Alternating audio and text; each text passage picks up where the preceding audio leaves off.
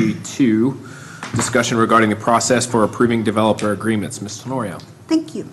Okay, so we have processes to approve PIDs. We have processes to approve basically everyday deals.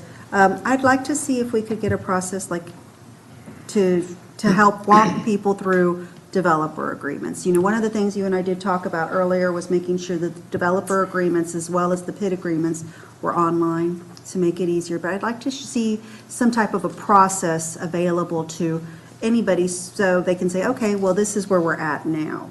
Or even a potential developer who's outside of the states or outside of the country can say, okay, this is what it's going to take to get a developer agreement approved through the city council. So that's all I really wanted to suggest.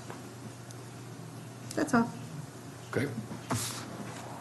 Anyone have any thoughts or comments? Questions of staff? Mr. Sellers, you want to say anything? Kind of have a look.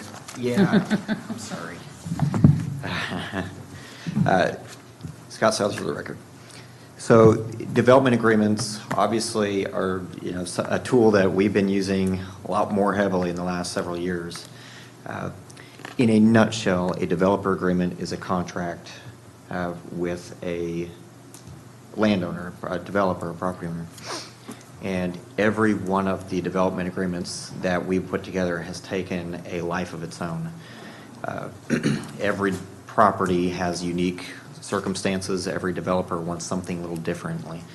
So it's hard to create some sort of a form other than, when we have them, we're negotiating them, just try to be as public and transparent as possible with them. But, to have a set form for them, there really isn't one, other than if we could put them all online and just say, these are the ones we've done. So developer, if you want to engage in a similar contract, take a look at these. Well, and maybe that's really what I really is the best way to do it, is just say these are the developer agreements that we've approved, and, Sure. and just kind of allow them something to look at, to follow. Happy to do that. Okay. Absolutely. Thank you. You bet. I thought most of our developer agreements were on the website. Not all, or just the They commercial are- ones? The 380s were. So they're not easy to get to. Right. Bottom line, you can find them if you're a good digger, but we need to put them all in one unified location, so we'll work on that. Okay. All right.